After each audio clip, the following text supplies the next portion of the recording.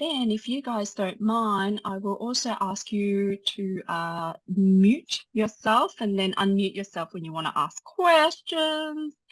All right, let me then put speaker view. Okie dokie. So welcome everyone to the Career Clarity Workshop. Can I first congratulate you for investing time and money to be with me and the group tonight. And thank you for allowing me to share my journey to help you unlock some clarity for you. You're here for a reason. Now, I did send out a workbook as well. Now, if you haven't gone through the workbook, it's not dependent. The presentation is not dependent on that workbook. It would be beneficial for you to actually go through it afterwards. It might even make more sense. So I encourage you to go through that workbook and actually go through the questions in that reflection workbook. All I ask is for you to participate and share your knowledge and experience, but most importantly, please walk away tonight with just one action.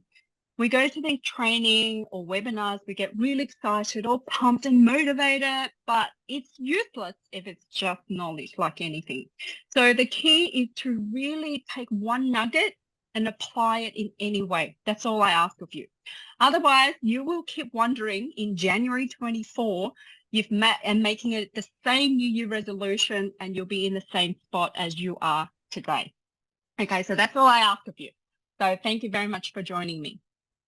All right, a little bit about me. So if you've been following my journey, I'm probably not saying anything new, but if you haven't followed me for too long, I just want to share my experience. So this workshop is all about me providing insights to you, perhaps some guidance if you ask me a specific question, but it's really what I have learned over my 47 years of life as I'm about to turn 47. Now, I am passionate about helping others because I've struggled to find my path in finance and made many mistakes to get here. And I guess you can say I finally found my calling after searching for my purpose on this planet for over 20 years. I know it sounds cliche, but I truly believe each one of us are unique, extraordinary, and very much one of a kind. And you are on this planet for a reason. And that's what I went searching for. And I finally realized what that was. I mean, based on my upbringing, being Chinese, my parents shaped my thinking and my beliefs, right? So, they were blue collar workers. They worked in the factory when they got here and they worked 7 days a week, sometimes, 2 shifts a week. So they were really, really hard workers. And when I saw them, they taught me that work ethic, which I'll be forever grateful for, Such a blessing. However, what they taught me was, well, go get a desk job. You will be paid well and you live your life with money. And with that ingrained as my belief system, I went ahead and chose a career at 18 where, number one, I didn't know what I wanted to do, but accounting seemed like the great way to move forward because it was all about money, you're counting money. Deep down, I really wanted to be a criminal barrister, but I didn't get the HSC marks to get in to criminal law, which was 99.9. So I just went down the path of commerce. Now, over the next 24 years, I really struggled to find my path. I didn't enjoy my career at all. And I wish I have known what I know now to tell my younger self, you should have done something about it way back when. And that's why I'm sharing this with you so that you don't leave. And it's never too late, but you don't leave it for that long. Don't persist for that long, right? And I try so very hard. So anyway, my story will continue. So therefore, my mission now, I was a finance executive and now I'm a career coach. I also mentor startup. And in fact, today I launched my second business, which I will share with you as well. But I just want to inspire you who want more out of your career. And I don't want you to pay the price of struggling as I did. So my mission is to help others build confidence, understand yourself, clarify your career goals, communicate your value, build strong commercial skills, because I honestly believe everyone deserves an inspiring career. Okay, so that's really my mission in life. Okay, so tonight, the learning outcomes include, I want to share with you why is it so important to have career clarity and what happens when you don't. I created this 5-step system to be clear on your career because I went through that journey. And then finally, I want you to create an action plan to move forward. As I mentioned before, if you just took one action and actually execute that action, you will be better off than yesterday. Okay, that's all I want for you. All right, just very quickly, I just want to share someone else's story as well, so that you don't feel like, my story may not resonate with you, but this may. So Iris was in a financial accountant role, but didn't know what her next step was, or she didn't have, nor did she have the confidence to actually move to another area. She thought she was really going to be stuck as a financial accountant. When she spoke to her manager about what she desired to do, our manager didn't really support her for any internal moves. And so she knew she had to leave, but didn't know what to. She also lacked the self-confidence and lack of clarity. So we did a career clarity session similar to this, but one-on-one, more tailored, understanding her strengths, understand the key examples, how she added value to her jobs. She was able to make that decision with much more clearer direction. And we decided that her next role would be a finance analyst role because she had the skill set and she had clear examples of how she achieved the outcomes utilizing her skill set. It was definitely a stepping stone because we also decided her career path was going to be a commercial manager or head of commercial finance. But in order to get there, we needed some career milestones. Sometimes people think they can jump from here to there. It's possible. Nothing is impossible. But you want to be realistic about certain career milestones or stepping stones, if you like. So we decided her next role will be a finance analyst, doing a bit of hybrid of financial accounting, but more analytical work. And then after that, she actually got a commercial analyst role, and now she's a senior commercial analyst in one of the big FMCG. And more importantly, she didn't have to take a pay cut or anything to do so. In fact, she got 20K pay rise just by moving into a finance analyst role. So what I'm saying to you, there are people out there who are doing and have achieved what you're trying to achieve.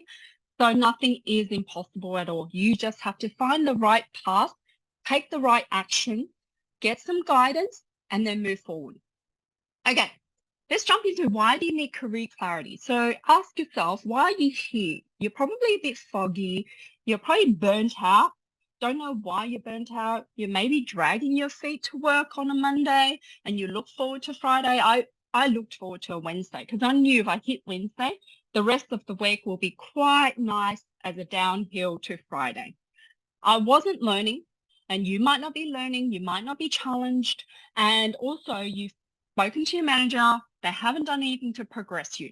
And that's the other thing. I would not put my career in the hands of your manager. I mean, if you get a good manager, fantastic, kudos to you, and actually take advantage of that manager. However, managers these days are just way too busy on hitting their own KPIs. And therefore, they don't have the time or the energy to give to us to then for us to help us propel our careers forward. And neither should they. I mean, at the end of the day, you own your career, okay? So definitely take control of that. Sidetracked a little bit there, but you may be also bored in your current job at the moment. Don't know why. You're trying to do different things, but still to seem, get home, don't know what I achieved for the day, and I'm feeling quite bored. It's impacted your performance. So I had all these things, especially impacting my performance. I was struggling quite internally because I have high standards of my work, high expectations. However, because I didn't enjoy what I was doing, I had this internal conflict of trying to do my job at the highest level, but I hated it so much that I was actually performing down here. And at the end of the day, it impacted my perception or my brand. And then I had to leave to actually restart myself because once the perception is set in a company, in a business, it takes a lot of work to actually unwind those perceptions. So ask yourself even now, what kind of perceptions have you got at work? And if you can't change that perception because it's impacting your internal promotional opportunities, then you might want to rethink a bit of a fresh start. The other thing is you may feel rudderless, directionless. You don't know where to head and you're trying to do different things to find that direction. Now, when I look at career clarity, I also don't look extremely long term, such as, oh, what am I going to do in the next 20 years or 10 years? I think that's too far ahead. So I always like to think, what am I going to do in the next 5 years? And that will give you at least two into your career, because it takes time to build up skills. So you don't want to look too far ahead, but enough to give you some runway to build up your skill sets. Okay, so that's why we need career clarity, because of all these things you don't want. But when you do have clarity, it's not work. So right now I get up, I don't dread any days. I work 7 days, but I also then take time off whenever I'm not too busy, or even when I am busy, I choose to take time off. But it's not work, because I get up and I'm fully energized, because I know I'm impacting the world. I'm helping each of you to change your lives. It's actually, you're motivated. You don't need any validation or push to do it. So some people may need a pat on the back, which is great. Recognition is a great motivator.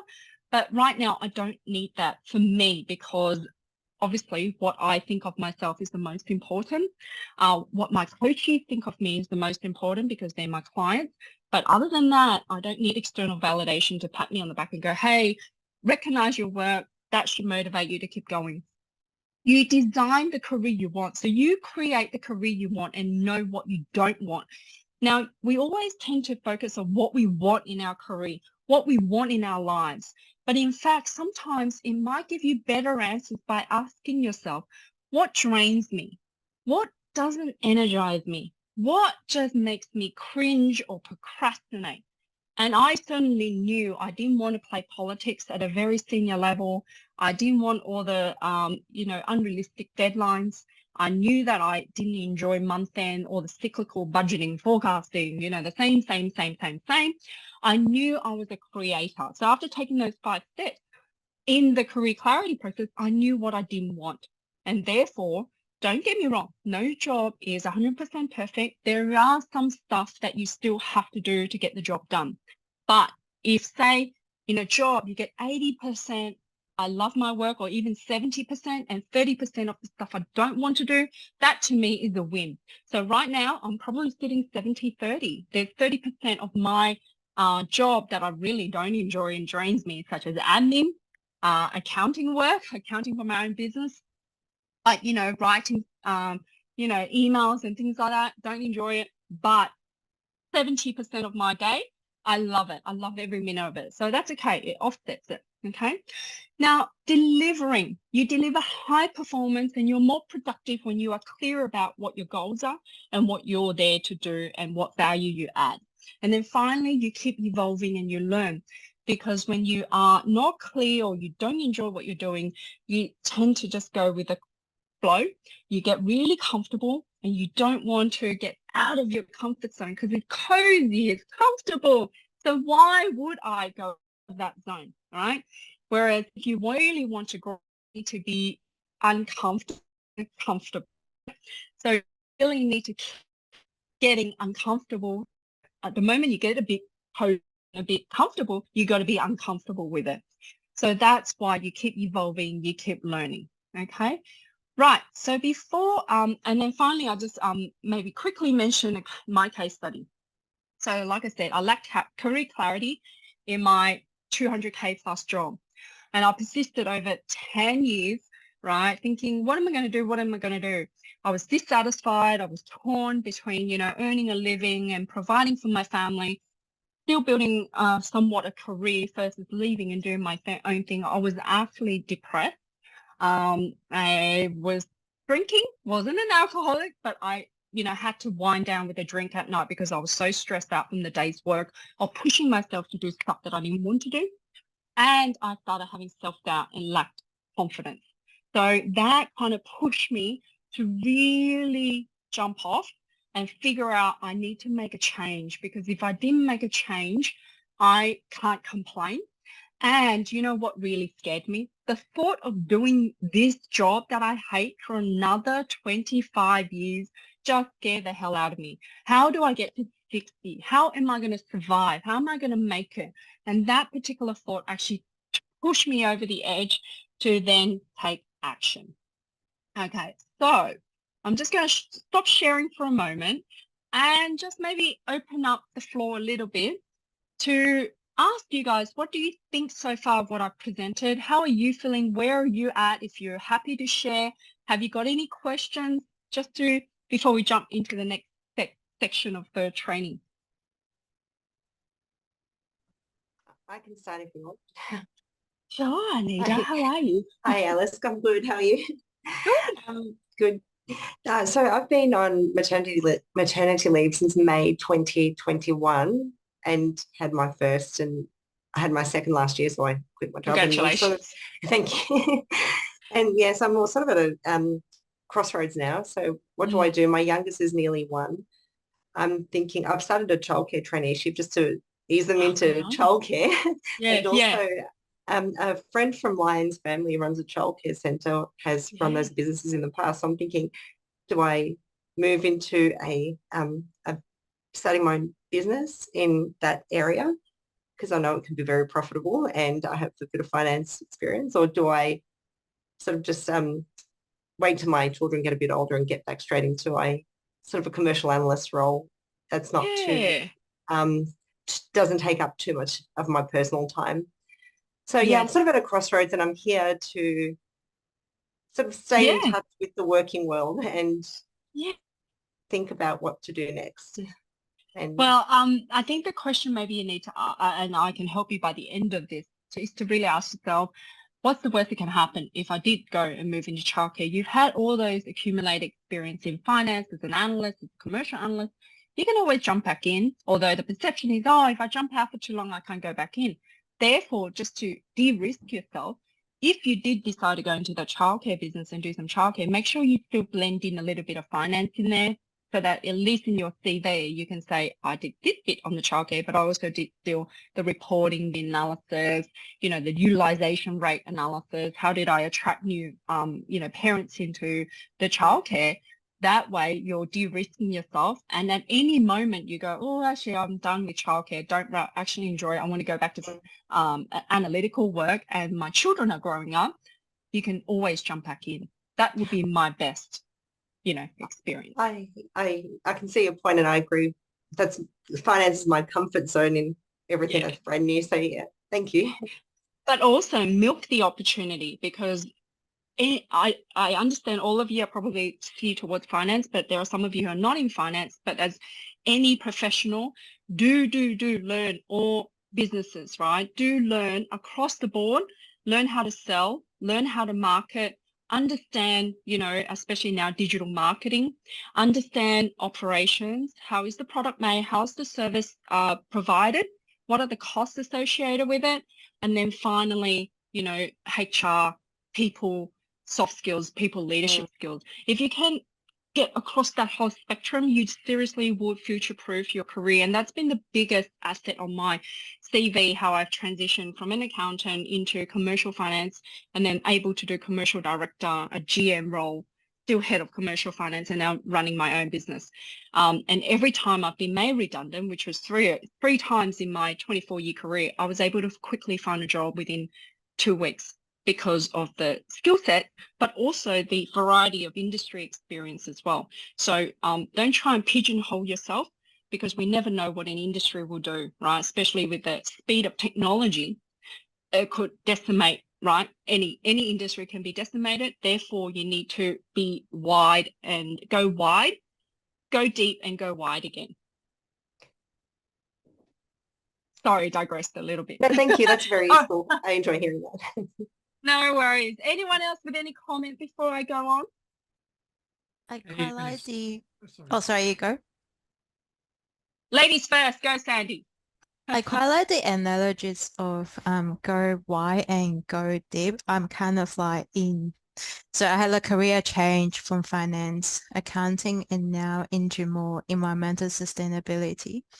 And I see myself like working with engineers and every day and learning a lot of like engineering stuff. It's kind of like, should I go wide and learning different things? And I work at different industry as well, not-for-profit accounting, and now in the utility. Or how am I going to absorb this information and then Yeah. being a technical person more into this in my Yeah. mental sustainability, but I'm not a qualified scientist. And how am I going to navigate in? I just started my new job as well, so that's my 6 weeks in. Yeah. And see how am I going to see myself in my future career. I Yeah. think that's something that I want to find out today.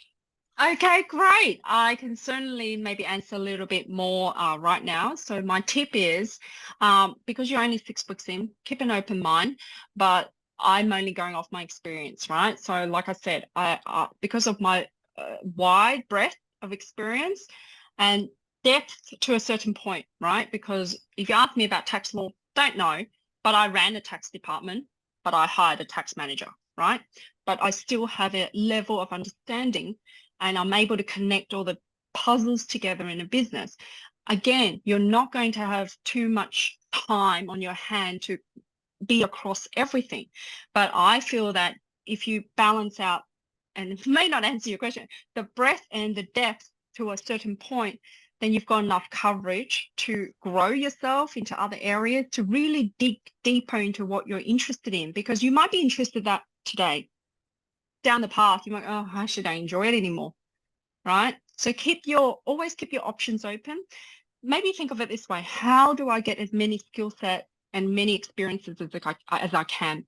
Because working with engineers a lot, you may find that, oh, okay, now it's getting a bit too rigid. There's not enough agility, or I'm not applying my critical thinking. I'm good at problem solving, they're rigid, but I'm not getting other things like, commercial analyst, where it's all about assumptions and options and things like that. Okay. And Mondi, can I answer your question and I'll move on? Sure. Alice, when you mentioned one thing about the perception about our work, I didn't grasp that concept 100%. Maybe just ask your clarity. Yeah. When you mentioned, what do we actually mean by you share that? Perception. Please. Yeah. So, when you enter into a business, it's all fresh. Okay, maybe think of it this way. It's like dating, right? You meet someone for the first time, they have a great perception of you. The more they get to know you, for whatever reason, you may have been scared to talk to people in the business in your first 6 months of probation because you were afraid, or you were too focused on delivering your results, but you didn't build relationship. Once that reputation is set, say you didn't talk to anyone because you were too focused on delivering, people will go, oh, Mondi is actually too quiet. He's not proactive, reaching out to us. He's not helping us. And that perception is set, right? Because as you know, when you meet someone for the first time, you get an impression. Once that impression is set, they have to do a lot of different things to reverse the perception. So if you went out there and start getting really, really proactive, it might take you X months to turn that around, and it may not even work because they've already got in their head, and Mondi is just not proactive. He's not talking to us. You didn't intend that because you're too busy doing your work. But if you're in a business partnering role, the first 6 months is all about building relationships, right? Because you can churn out a report, you can do that. But if you don't communicate with your business partners, build trust, and communicate clearly, then that's not going to be a good relationship moving forward. And you have that perception. And then guess what? Once you have a perception set, any promotional opportunities come up, oh, it's a business partner role. Mondi's too quiet. I'm not going to endorse him for that opportunity. That's what I mean. Is that clear? Yeah, that actually enlightened me for a current work situation. Yeah, it does. Balancing business partnering versus the work delivery. Thanks, Alice. Correct.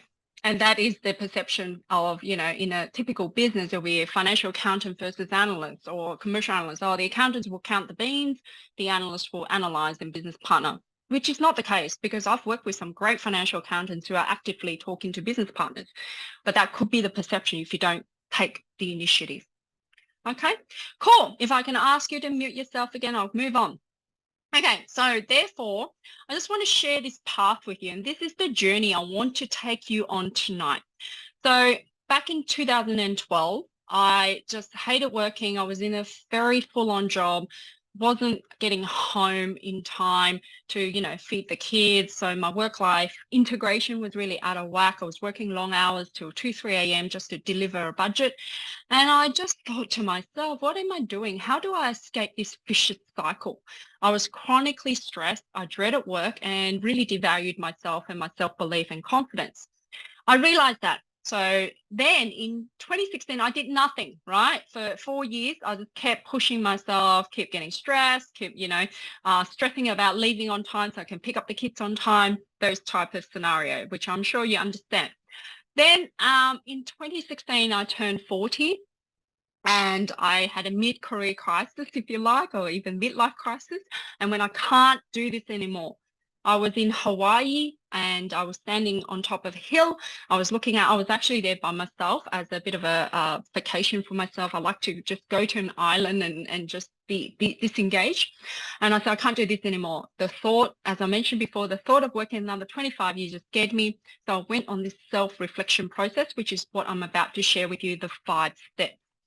Then in 2017, and it came into my head, after I went through the 5 steps, I realized my strength, my passion, and I took action. And that's when I started my side passion project in coaching. So if you've been following me, I've actually been coaching now for almost 6 years. So I did 4.5 years of it part-time on top of my senior finance role. And guess what? The moment I realized I had an exit plan and I planned out that, you know, within 4 to 5 years, I would exit corporate completely and do my coaching full time. The moment I had that spark, guess what? My work performance at work actually improved because I was more efficient. I'll go to work, I delegate more effectively. I didn't care about the stuff that was going on, the politics and things, because I knew by 5:30 I'd be out the door. And from 5:30 to 10:30, that was my time to, number one, take care of the family, but also dip my coaching. So I squeezed another sort of 3 hours per day on coaching to build up that coaching side business. Now, because it was side passion project, number one, I wasn't relying on that money. There was no stress to go, I've got to make money, because it wasn't a full-time thing. So I really enjoyed it and I built it to a point where I could leave corporate. So therefore, what I'm saying to you, sometimes it's actually good just to start something on the side and see where it goes, to also then be plan B. Because for some of you, you love corporate and you want to stay in corporate, nothing wrong with that. That's great. At the same time, for those who want more and maybe want a plan B, should you get, you know, redundant, there might be a gap filler doing that side passion project and earn a bit of money. Whatever takes your fancy. And I feel that, you know, when people go, I'm too busy, I think it's just about prioritization. I mean, I was busy. 2 kids, young kids, doing quite a senior job with a team of at least, you know, 10 plus. I mean, I was busy, but I still managed to prioritize 3 hours a day. So therefore, I decided my career goal moving forward to 2017 was to help others, right? And then my ultimate career vision, bit longer term, was to be a digital nomad within the next 5 years. And then once I decided that, while I was doing part-time, I started to align the jobs I picked to that vision. So I kept the bills paid. I found jobs to close gaps. So I took a 70K pay cut, okay, to join an e-commerce business, because I knew I wanted to run my coaching online and I needed to learn how to sell, how to market, how to understand digital marketing. So I for a year and almost, and I learned a lot. 70K has returned it full time. I've made that money back, okay? So sometimes don't feel bad if you have to take a step back in order to move 2 steps forward. And that is so true. And I'm so glad to this day that I invested that 70K in myself and I treated it like real life MBA, right? You're going to pay that in MBA. And will MBA pay you back? Maybe, maybe not. But this 70K actually paid me back. So then I kept coaching and then I transitioned fully last January into coaching. And now I'm also helping at a disability service for intellectual disability. So I really love that as well. And as of today, I just launched my new business, Inner Aura, which is an integration into my coaching, but it's going to be a product-based business where I'll be creating really lovely candles, which is it's my side passion project now, the candles I really love. and I'm going to be creating like a journal. I'll be creating some meditation oil as well, or to help people just de-stress a little bit and build their confidence. So that's been my journey. And now, how did I do it? There are 5 steps that I went through. I didn't know it at the time. So on reflection, I wanted to teach people how to do this. So that's why I created and documented this process. Now, the first thing is to understand your vision, values, and passion. Understanding your value and passion is essential so you can go after what you want. And we all have a vision of ourselves, right? Mine is to be a digital nomad. Yours might be to build a successful corporate career, not necessarily be a C-suite, but be able to enjoy your work and make a valuable impact to your organization. That's great. And you just got to figure out how to get there. Then next, we have to understand what our strengths are, our skills, and what you can take across to other industries, other roles, and leverage off your strengths. So I'm a big believer that everyone's got weaknesses. And I think corporate tells you to focus on your weaknesses. And I just couldn't buy into that because I'm like, why am I wasting my energy on all these weaknesses when I've got all these strengths that I can really leverage? And when I work on my weaknesses, I feel negative. I don't like myself because I have this weakness. So now I still try and work on them, but I don't focus on it. So for example, I'm a messy person. I work in chaos, and that's how I work. That's how my brain works. And so my desk is messy. Even at the disability service, everyone walks past my desk and go, "You are so messy." I'm like, I'm proud of it. And I'm not going to change. Right? So that's how I roll. And own it. Right? Own it. There's no shame in admitting there is a weakness because I spend my energy on all my strengths. Next, once we figure out your strengths and the transferable skills, we want to understand and recognize the value you have made so far, right? Because that's an affirmation to ourselves to say, actually, you've added value using XYZ skills. And we want to communicate to others how we have these value as well. So if you're going to a job interview, you're going to be talking about how you add value. And by doing this step, it gives you the self-confidence to move forward. Because when you're trying to change, you are probably going to have a lot of self-doubt and lack the confidence and have a lot of fear. So by confirming or affirming to yourself what value you have based on the skill sets you've built, that's how you're going to build that utter self-conviction that you can make a change and you value yourself. Because how do someone value you if you don't value yourself, right? How are you going to sell yourself if you don't value yourself? Then next, we've got to figure out, well, what's in my asset at the moment in terms of my personal brand, my networks? How am I going to open up opportunities and learn from others if I decide to do a career change? So in Nita's case, well, she's already got a contact in childcare industry. How else can she leverage off that industry and learn more about it? Start when you're young. I built my network pretty late. But it takes time to build a brand as well. So if we're talking about personal branding, the moment is to start yesterday. Right? Everyone's got a brand. And I know people are really scared to put themselves out there, even on LinkedIn. I was like you. I didn't post anything. I didn't network or share anything until I had to. My LinkedIn is my marketing platform. I mean, that's how you got here. You saw my post on LinkedIn, you were drawn to it, and you're here today. Now, I have a certain brand I've built up now, and it's taken many time. And to be honest, with my coaching business, I haven't actually spent any money on marketing because it's all been my post. So thank you, LinkedIn. It's been free marketing on LinkedIn, but also now reputation in terms of word of mouth. People refer people to me now. So definitely think about your own brand, because by making that change, you're going to have to get some help from other people. And then finally, like I said before, you need a path or a couple of stepping stones between where you are right now to where you see your vision or in 5 years' time. You might have a couple of goals in between. So, for example, I took that 70K pay cut as a stepping stone in order to get into coaching with an online business model. Then from there, I got made redundant from that role. I went back into Pepsi, but that was just to pay the bills. And guess what? I actually picked back up a lot of the Pepsi, big corporate structure frameworks. I also tested some of my coaching material on my team. I ran Lunch and Learn for the finance team. So it actually gave me a lot of value going back into a big corporate. And then finally from Pepsi, I took on a part-time role as a general manager, and then I exited because I just couldn't handle having a boss anymore. So they are the 5 steps. So let's jump straight in. So this is just end in mind. I want you to think this is your plan at the end of the day by the steps. Okay, I just want to show this to you visually, and then we're going to go through it right now. Okay, number 1, vision, values, and passion is the step 1. So initial vision was driven by what I didn't want to do, which was accounting. And also I wanted to be bossless.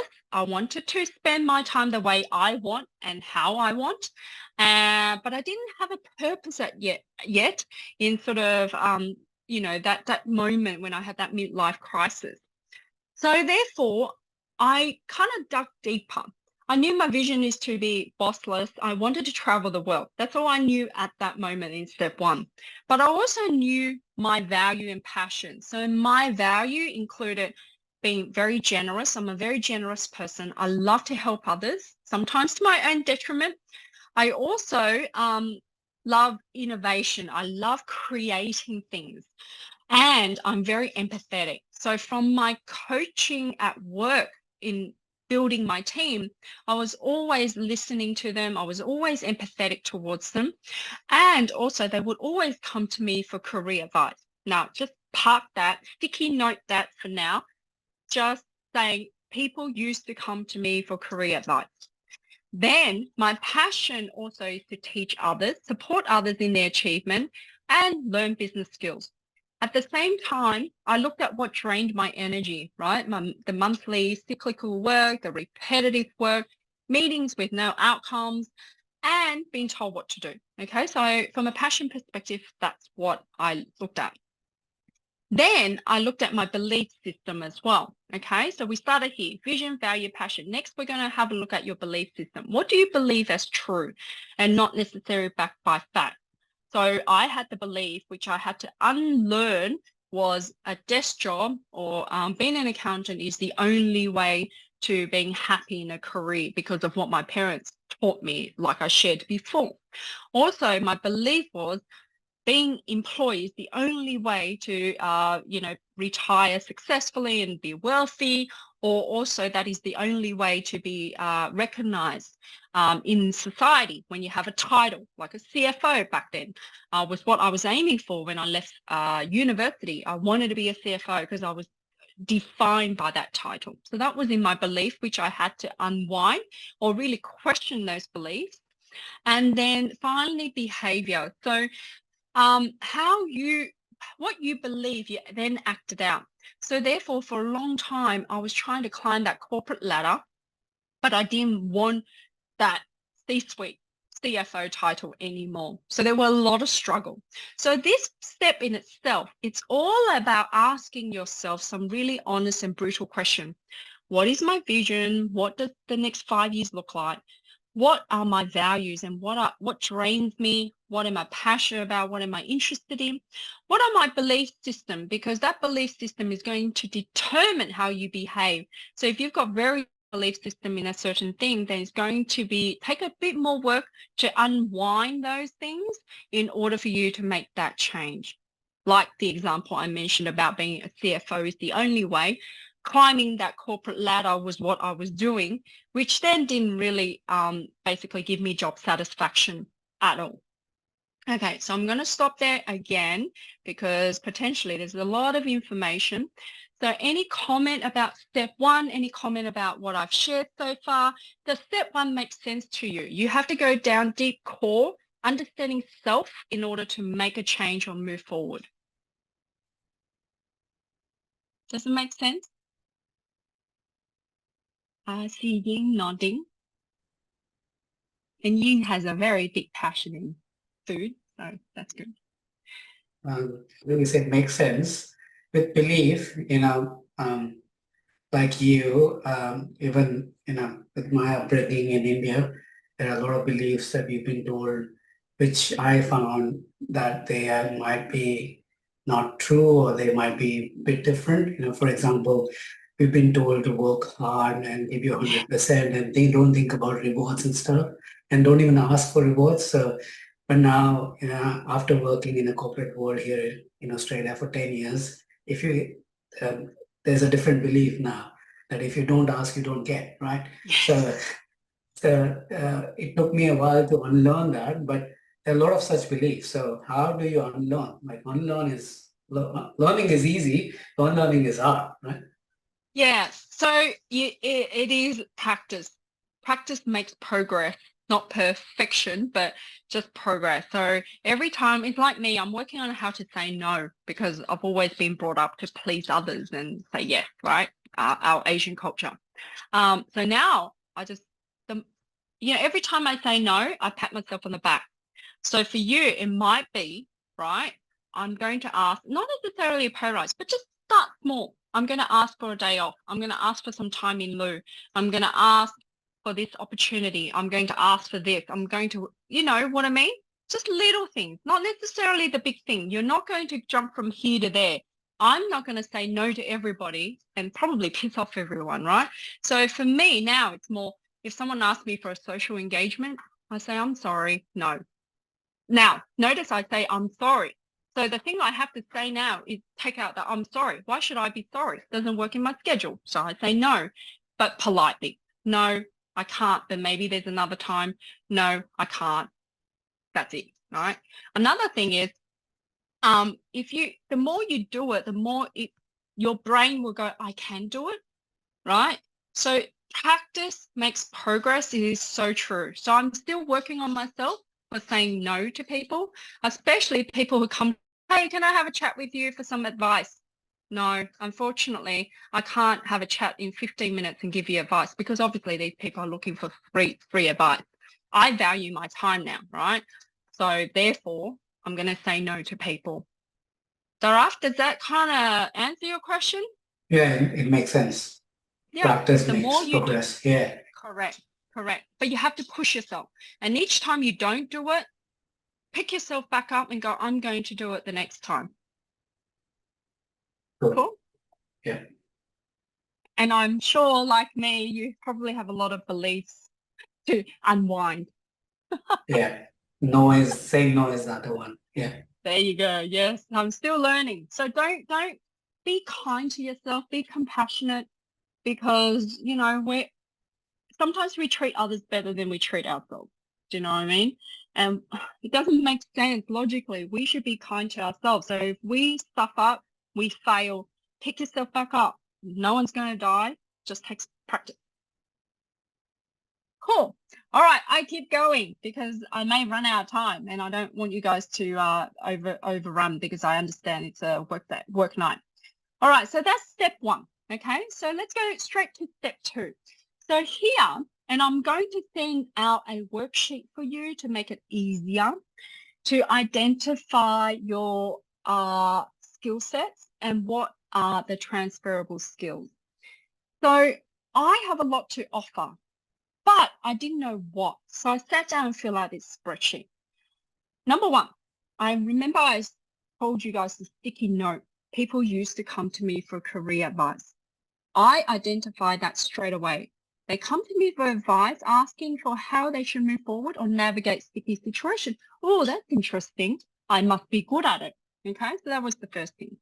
I also knew my strengths were my high learning agility, because I was jumping into different industries, were able to deliver beyond expectations, and I have brought business skills and the ability to drive outcomes, because I inspire others to act, get on the journey and take action and execute.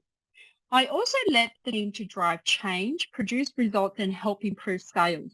I also could lead projects. So they were some of the key skills I identified. And all those skills were transferable because they apply to any industry and any business. What I had also found, and you'll find this in the spreadsheet I'm going to send you afterwards, is if you struggle to go, okay, what skill sets do I have? Then think about the problems you solve for the business. You are problem solving every day, I guarantee you. Someone gives you something, you go, okay, how am I going to do this? So think about in solving that problem, what skill set did you tap into? Did you tap into your data analytical skills? Did you tap into your influencing skills because you need to influence someone to do something for you? In solving that problem, you had to, collect different information and then summarize the information. By thinking in that way, you're also coming up with interview examples as well. Give me a time when you had to, collate large volume of data, analyze it, and provide insight. So that spreadsheet is actually multi-purpose, and I designed it that way. So let me send that to you. But definitely how you help, think of what people come to you for. The common questions such as Excel, research, data gathering, logical thinking, bouncing ideas, being a planner. Hey, can you plan this? Can you, do a social gathering, etc. Then really your strengths that you already know, that your manager tells you in your performance appraisal, that others tell you as well, and be mindful of both technical and soft skills. Again, like I said, leverage your strengths and just be mindful of your weaknesses. If you want to work on your weakness, there's nothing wrong with that. Don't get me wrong.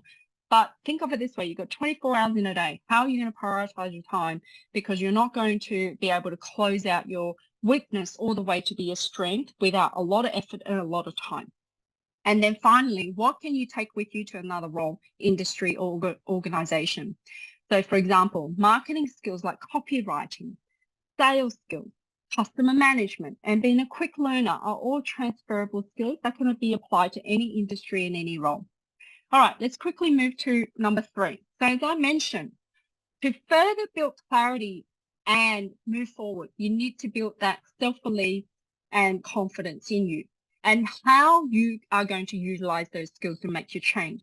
This step gave me an insight into my value proposition and dismissing the self-doubt of whether I could do anything else, right? So I identified that I could drive outcomes, bring a team along, I made things happen, grew a business, high learning agility. I also realized I could inspire others. So all of these things I've identified from step 2, I've made an impact. It's given me the confidence that I could impact others' lives. And that's when coaching came into my mind as one of the business ideas. Now, especially because I inspire others to take action. I love creating steps and frameworks, and I was good at it. All those things can be wrapped up into coaching, like what I'm presenting right now. All these frameworks I came up with myself, right, from my experience, and I'm inspiring you to take action. Also, my unique value proposition, right, is an experienced finance executive with over 24 years of extensive corporate experience. I help deliver over at least $30 million in sales in one business, cost saving of $5 million in the past 5 years. I'm a people manager with 15 years of experience leading a team and cultivating a team. So now I understand what my superpower is, right? Because if you are coming to me for coaching, I hope you'll be assured and confident that I've got the corporate real life experience. Plus, I've got the coaching experience for 6 years to put your faith into me that I can help you. So for you, just start out small in this step. List out all the achievements you've made for the past 5 years, from big to small. Think about what skills you use to achieve those outcomes. The spreadsheet will help you to do that again. Think of what problems you've solved, what skills, and what the quantifiable achievements, right? If you can quantify it, it's even more powerful, because like I've quantified here, I've managed to build or grow a business for the founder and the owner, $30 million in sales, and save them $5 million, right? So when it comes to coaching someone to draw out the commercial drivers in a business, I can do that because I've got the experience, and that's my strength.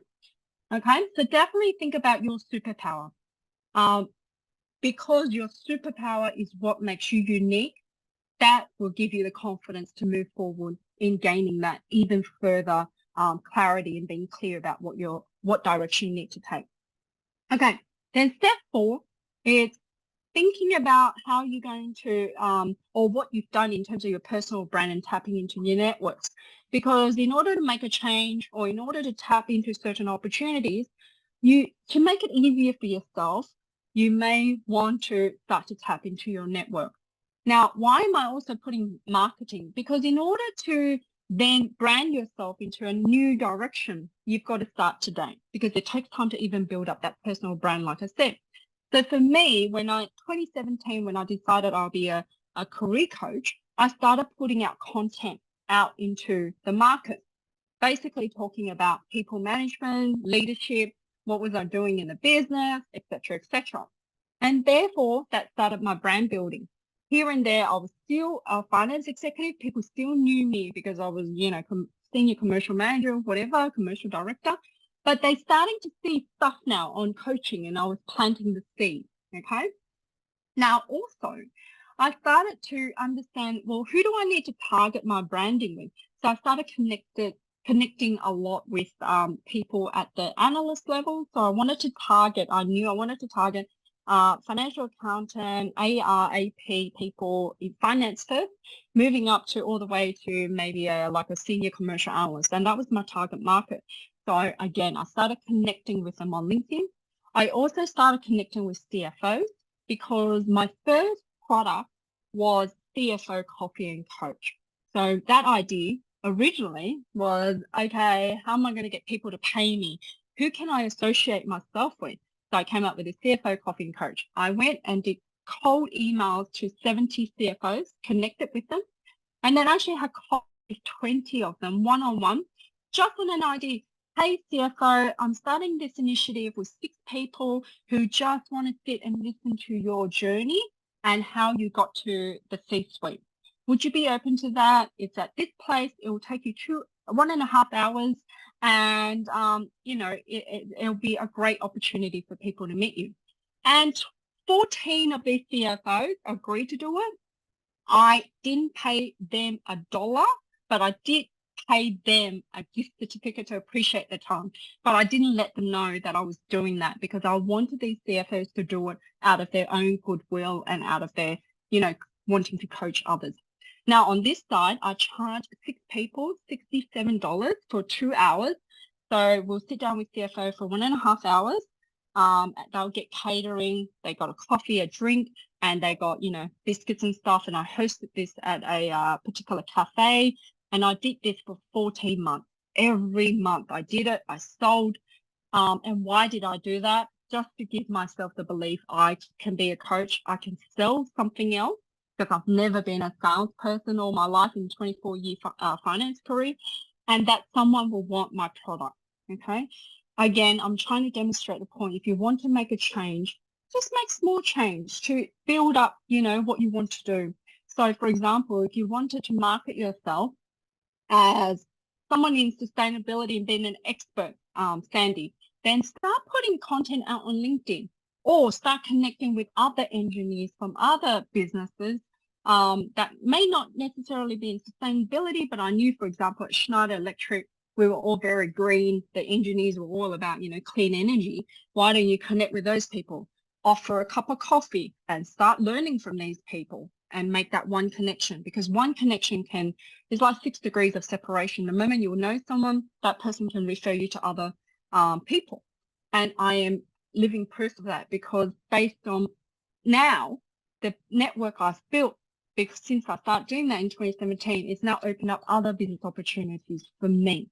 I've been asked to speak on Channel 9 and do a webinar then. So opportunities will come to you, but you also have to put in as well. So in terms of target market, just think about who your core audience is. So if we talk about, say, for example, internal customers, internal network, who are you talking to? Are you only talking to your department because, I don't have time to talk to anyone else? Well, my challenge to you is, why not talk to another department, take them out for a coffee and start to learn from them and maybe start sharing, what you know. So Mondi, if you're saying your brand is already a bit set, the way to maybe break out that mold is to have a coffee with someone else in another department, demonstrate your initiative and talk about something else, and maybe practice those conversations by selling your value. Hey, this is what I'm working on, and you don't have to do it arrogantly. You can say, this is what I'm working on. I'm aiming to benefit the business by doing X, Y, Z. This is the outcome I'm thinking. What do you think? And in that message alone, it comes across you're just sharing information, but you're really communicating that you've taken initiative to do something that's going to be value adding. So definitely think about who you want to target to help you gain more clarity, learn from them so that you can move in the right direction.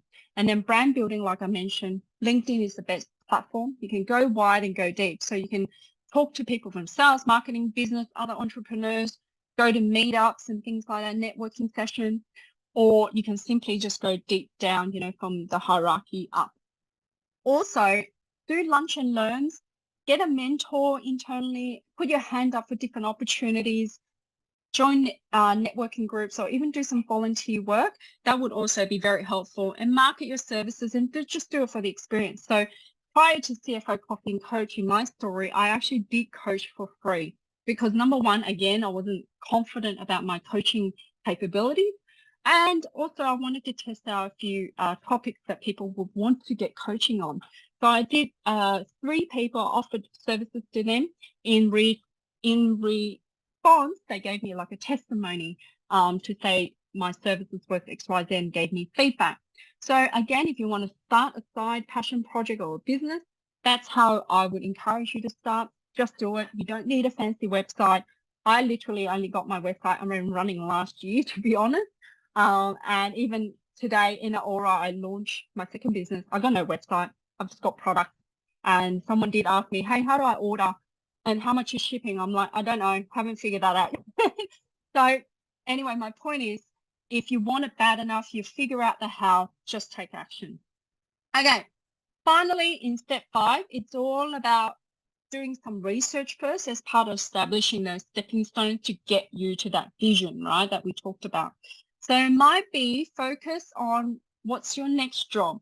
I need to get into from an accountant to an analyst job so I can become a commercial analyst. Okay, let's have a look at, I've confirmed my skill set, I've confirmed some of the value I can add. I can potentially just do a hybrid financial accountant, management accountant role as a stepping stone. So focus on the job description, the task, the industry, and the skills required in your research. Then maybe talk to some industry experts. So if you're completely doing a career change, I actually did talk to a couple of coaches as well, just to understand what they do. Is it even something I want to do? And sought guidance and insights from them to understand the skill sets required. And then living it, getting that work experience like I mentioned. So do things, for free for now, just for learning experience. Or even charge a minimal cost to just cover your time. Or even start making things to see if there's demand. Just like me now, I still don't launch a program or do anything, pull together the slides until I have one sale. So literally last month when I ran this workshop, I sold all the places and then I created the material, okay? I knew in my head what I wanted to do. But again, if there's no demand, why would you create and invest time and money into a product is my point.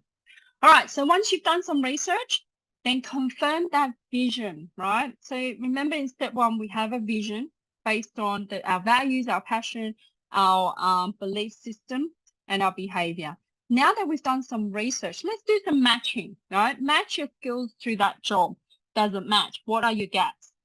The reality check. Be honest with yourself. Can you really close out those gaps, or is that the gaps too small? Too big. If the gaps are too big, then you probably need another stepping stone in between and move that career milestone up into the second milestone, and you need something in between. So definitely have a reality check.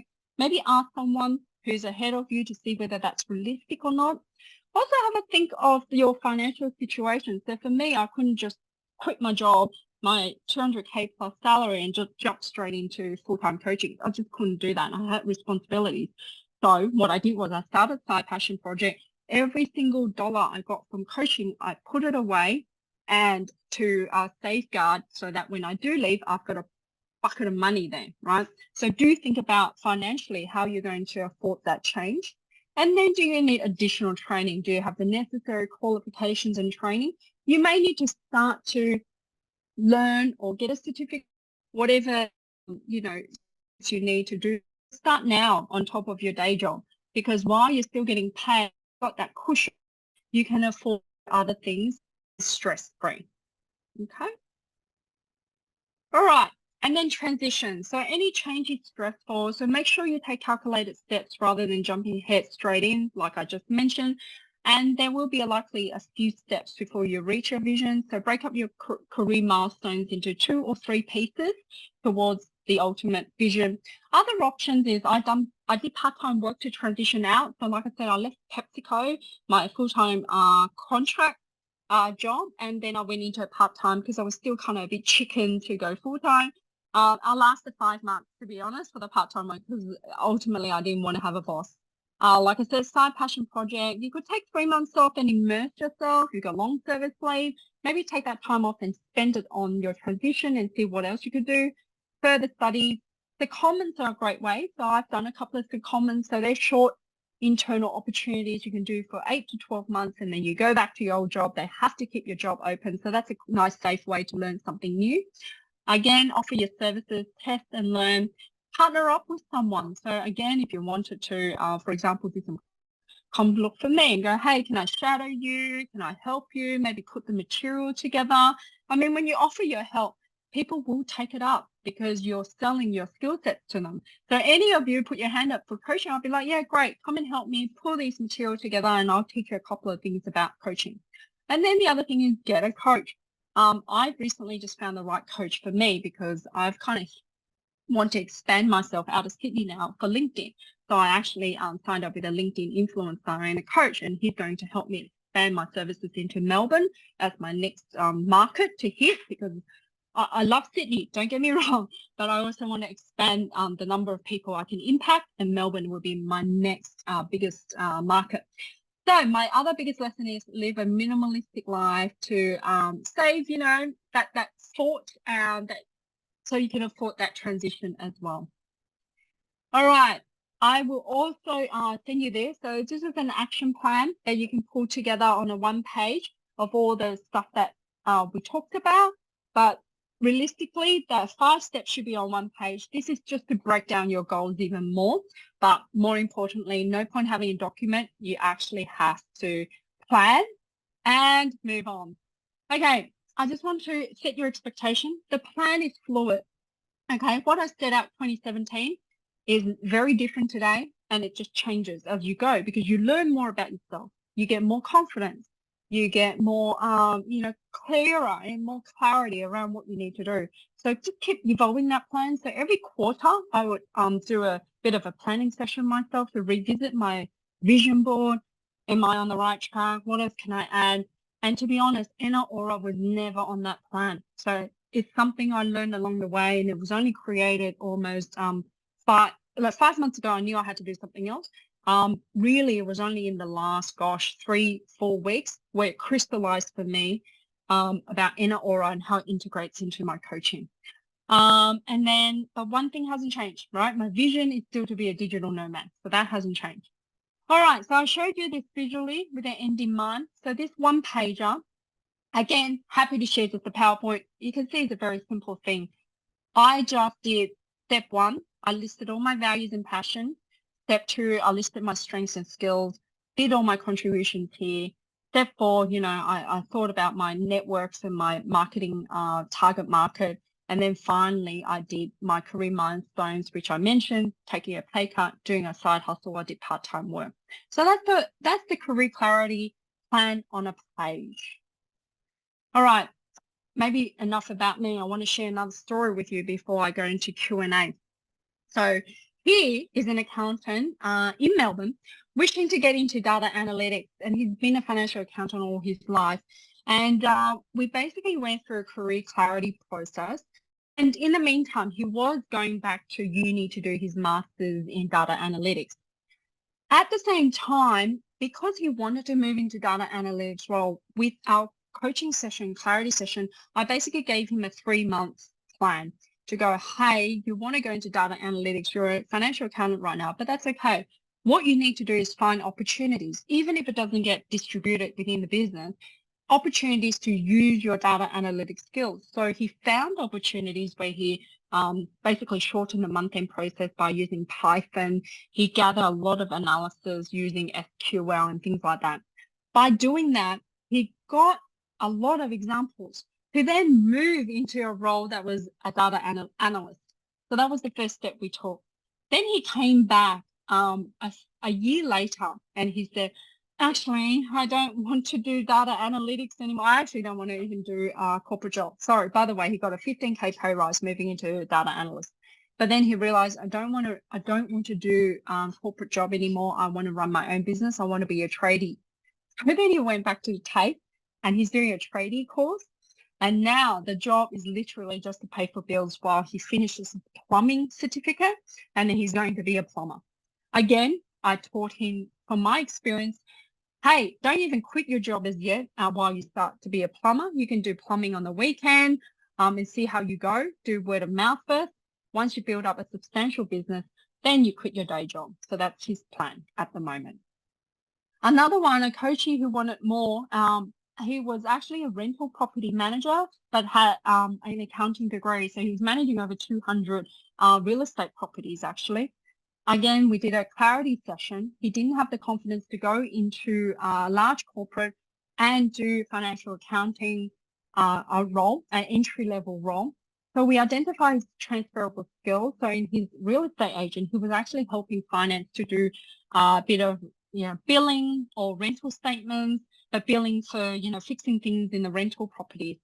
Then eventually we wrote up his CV to have those transferable skills in that CV. Then he presented himself and sold himself as a unique value proposition because he's been in that property game for a while. He's shown initiative and lots of quantifiable examples. He got a role as a revenue accountant in a major shopping centre, Westfield. So that's how he transitioned. And look, not everything's a pay rise. I wish it was, but at least he didn't take any pay cut. He went across the same. But hey, it's a new role, gets him into a foot in the door in terms of accounting, new industry because it's commercial property, and he's going to gain more skills. So that's how this person did it. All right, finally, before we go into Q&A, just if you like what you've heard, if you enjoy what I've shared with you and you want to do more work with me, I've got a couple of specials. So your $40 will go towards any of these packages. So the first one, if you want a tailored one-on-one career clarity session, it's actually 2 coaching sessions, a tailored action plan, assessment of your strengths and your gaps. We talk about the vision, we go through the 5 steps again, more tailored to you, and I will create a development plan, a short-term one, like I said, how do you close your gaps? Longer term, what are you going to do? So that's $367 minus $40. Now, if you want maybe help on job search, okay, I want to make a change. I want to go from financial accountant to analyst. I want to go from a salesperson to a marketer. I want to go from, communication to marketing. Then we can still do the career clarity, but then I have a job search accelerator I will combine. So we will pretty much do one-on-one first, then you get unlimited support. I will do CV writing, interview prep with you. So you need to rewrite your CV based on my system because I'm going to help you sell yourself into those different roles. Also, I will help you prepare for interviews and give you mock interview session, which is 3 sessions, and then access to all my online programs as well for a period of 3 months. So that is 2547. You get $40 credit, but really the value of it is 2831. And then if you want to work with me one-on-one, we will tailor this to you, but it's pretty much a 6 months.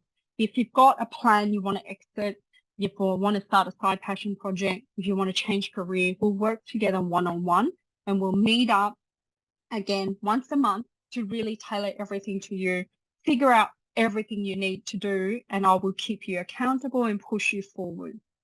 Okay? So like I said, if you like what you've seen, you want to work with me further, these are the options, only special for you guys, the webinar, and only for the next 2 days because I am revising my pricing and I'm going to put up the prices. I only take limited people because I only have limited time right now because my energy is going to be on my new business. And I suppose you asked me, well, what can I do to really help you? Well, let me give you this question then. If I can get you a quicker way to get to a path and save you some time, save you some headaches, save you some mistakes, but more importantly, in between, on average, I help people within sort of 3 months in this job market between 10 to plus 35K pay rise, then you guys are smart. I'll let you work out the return on investment, right? You'll be spending max $6,000 with me. If it gets you 35K plus, then, you work out your return. Again, it's how quickly you want to get to your goals. And finally, let me leave you with this. Clear vision backed by definite plans give you a tremendous feeling of confidence and personal power, right? If you're rudderless and you don't have a direction, then it's pretty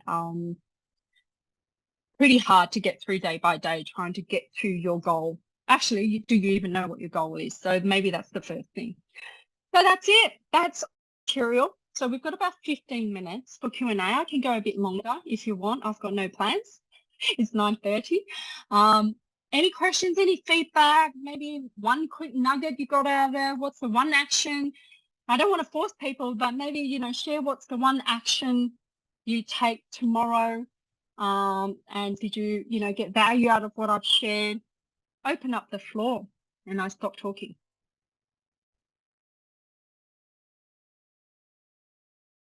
Thanks, Alex. I think that's really great. I mean, I do see a lot of, I think we do have a lot of cross path of my career experience and yours as well. And I think it's very true. I think one reason that why I actually just accept the offer as well. Yeah. So it's on, the clock is ticking, but I think the like what I don't want in a career or in a work environments, like I'm like you, I hate office politics that serve no purpose. I think that was one of the things that would drain me so much in the last, I would say 3 months. Yeah. That was really make me, even though I have great business partner relationship, I already have a lot of like great relationships built in the company, but then unfortunately that toxic environment, that little bit is actually, overcome all the, the good things in there. And I don't want myself to become like, a bitter person. So I have to remove myself from that area. Yeah. And obviously there's a lot of like uncertainty in a new job and like, just need to probably like, because I think my current role is probably my first work experience in a big corporate world. So I'm still quite green. And I did learn a lot in that 2 years. I mean, that was probably one of the reasons I decided to leave. Is like, maybe when I change to a new environment, I would know how to handle it a bit better on my side as well. And so that it doesn't drain me as much, even though I know that, politics everywhere, you cannot avoid it. Yeah, exactly. Yeah, understand. Look, definitely go in with your eyes wide open. I'm sure you'll be positive and energized by it, but as you move along, all I can say is how I got through hating my job is just redivert my attention. How am I going to milk this? How am I going to squeeze the lemon? How much, if I've got only 18 months to last, how am I going to maximize and optimize the opportunities? What can I squeeze my lemon with, right? I don't need to, do the things that help this business or drive volume, but I'm going to be selfish and pick up all the skills I can get in the next 18 months. Then off you go, so be selfish. Think about your own career. If it's not the right place, by all means, be resilient and try to get through it, because the more you hop and trying to look for career unicorn, it doesn't exist. Every job has its crap, but it's just how you react to it. You can't control the environment. You certainly can choose to exit, but if you keep exiting, it's just going to look really choppy on your CV. It doesn't do you any justice. It doesn't build resilience. And I've had several coaches also, 3 months in, they go, nah, I'm going to quit. I say, that's okay, it's your choice, but as your coach, I just want to let you know, you've got to stay in this next one for the next 18 months. Otherwise, your CV is going to be choppy. No one will want you because they think you're not committed. So do think about the consequences and what you're about to do as well. Cool. Anyone else? Any insight? What action you're going to take tomorrow? What did you like? What feedback have you got?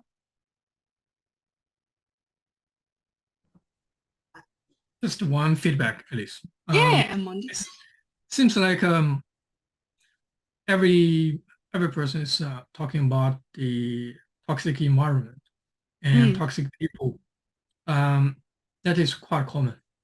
Myself, I've been across a lot of projects. And each place, you find out that.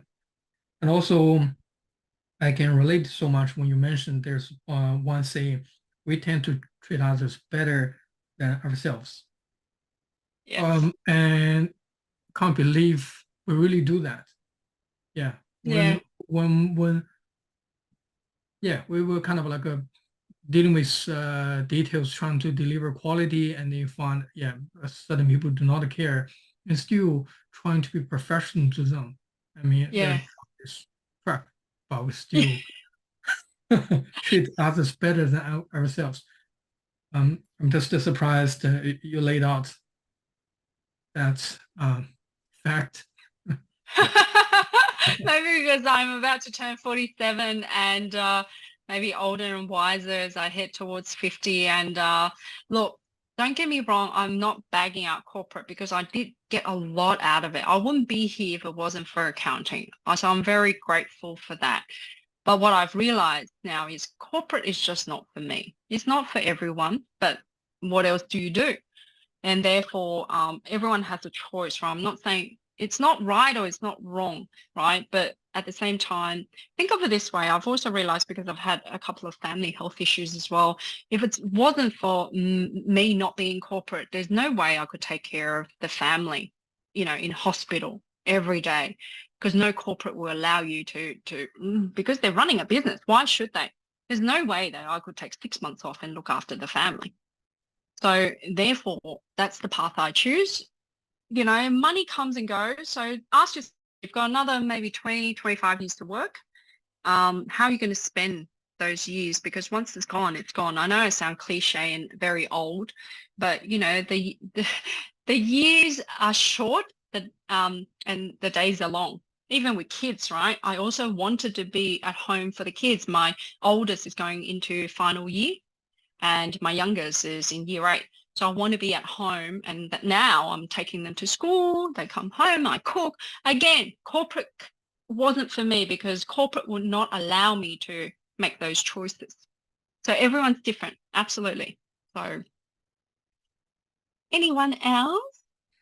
I just want to say that the service you're offering, I'm really glad that I've got access to that. So I'm not quite sure which way I'll go, but it's really reassuring to know that, someone's there to help me develop, say, communication skills or, whatever I'm lacking. And I've been out of practice for 2 years. So it's a bit daunting. So I'm just glad you're out there. Oh, thank you, Anita. I do try. I mean, I'm not for everyone either. I mean, that's life, right? Yeah. Coach, it's like a relationship. You've got to find the right person with you to really dig deep into some of the really personal, things inside. I'm not a life coach, just saying, but I do share on a personal level. I'm a mum, I'm a wife, I'm a daughter, so we can relate on all those things as well. So sometimes people do call me, hey, I've got a question about tutoring. Can you help? I'm like, sure, I'll share what I know, but I can't say I'm an expert in tutors. Yeah. Thank you so much for that feedback, Anita. Elise, yes. I think I'm in a situation where you were in 2012 or 2016, where you're trying to figure out the realization point, and maybe you started taking actions from 2016 onwards, right? Yeah. I think I'm somewhere in between. My biggest issue is finding time, because the family commitment, jobs, demands, and obviously you can't leave your job because you've got mortgage to pay. So how do you balance all that? And at the same point in time, I don't want regrets because I've got young kids and I don't want to not spend time with them so that I have to do something else. So how do you balance all that? Yeah, look, I really didn't work on my second job until after 9, put all the kids to bed. So I sacrificed Netflix time. Didn't sacrifice the gym because that was my way of, keeping myself intact. Definitely not easy to squeeze time. I didn't sleep as much as I should have, but I knew it was a short period of time that I'm investing, right? So yeah, sacrifice personal time. Yeah, definitely sacrifice a bit of the couple time because husband was also running his own business, but I never sort of pulled the kids' time. Okay, maybe not as much. I mean, you can spend as much time as there is with children, right? But there's also a limit how much time you can spend with them before you go away. But I never deprioritize. So what I'm trying to say is I even squeeze some time, even lunchtime at work, where I just do a few things. But certainly from 9, even 8, sometimes if they went to bed early, it was really that period. Just even if you can put it this way, if you can squeeze 1 hour a day, that's 7 hours. You can do a lot with that to move forward, right? So if you squeeze 2 hours, it's 14 hours in a week and still get your 8 hours. So why don't you start baby step? Why don't you even squeeze just 45 minutes and then build it up? And then your work, another option is have a look at your job. I mean, if you need to perhaps change that role to more lesser responsibilities or less busy environment, that's a choice as well, because you're exiting or you're doing a business that you're not there forever in your job. You're not climbing that ladder. Is that right? I'm hearing that. Yeah, but then again, cutting down, taking in lower responsibility might lead to sort of lower pay as well. And then with mortgage and all that other commitments, it might get difficult. So maybe finding the time is the way to go for me. Do that first. Do that first, because again, I was making money from my side hustle that I put that away, didn't spend it on, anything. And that's the, I guess, you got to control yourself. Oh, I got extra money. Let's go on a holiday. I didn't do that. It was just put aside, ready for exit. Yeah. Cool. Cool. Anyone else? Yes, I have another question. Sure. It's based on your experience. What it takes to be a good manager? Okay, from my experience, I didn't always get it right because, anyway. So to me, it's someone who's empathetic. Empathy plays a big part in my opinion, because when you put yourself in that person's shoes, you understand where they're coming from and be more appreciative, because at the end of the day, we're all humans and humans want to be loved and cared for, right? Basic needs on the Maslow hierarchy, right? So if you ask people questions, just get to know what's going on in their world, because I think it's an iceberg, right? What you see on the top might be very big on the bottom, and everyone's got personal issues they take to work with them. So be kind, be compassionate, and be firm where you have to, right? Because if they're going to take a piss and they step on your generosity, then you got to pull them in line, right? So to me, I was always firm and fair, but I also stood up for my team when they were attacked by other departments. But if they were wrong, I would slam them behind closed doors though. So on the front, I'm always very united. But I also admit, yep, my team stuffed up. That's my responsibility. I'm the manager. I'm accountable. I will fix the problem. I apologize. It will not happen again. And then behind closed doors, I slapped the crap out of the team and basically was very firm with them when they made a mistake. But they appreciated that because I wasn't blindly protecting them, and I actually pushed them and grew them as well, gave them lots of opportunities, recognition, because at the end of the day, as a manager, you're only as good as your team, right? If your team doesn't deliver, that's on you and you're not going to look good. Does that make sense? Did I answer your question? Yeah, that answers question. It's actually, I appreciate when you mentioned the first point, being a good manager is take compassion. It's not driving the extra 10% out of each person. It's actually put the people understand and the person first. Exactly. And I didn't subscribe to all the corporate, BS. If someone genuinely had to go home because they've got a sick child, then someone else will have to do it, or I push back the deadline, because if I have to rely on someone to deliver all the time, even in emergency, then that's my fault because I didn't train the team enough to have backups, right? This is business 101. You can't rely on one person. There's business continuity. Yeah? Yeah, thanks. All right, people.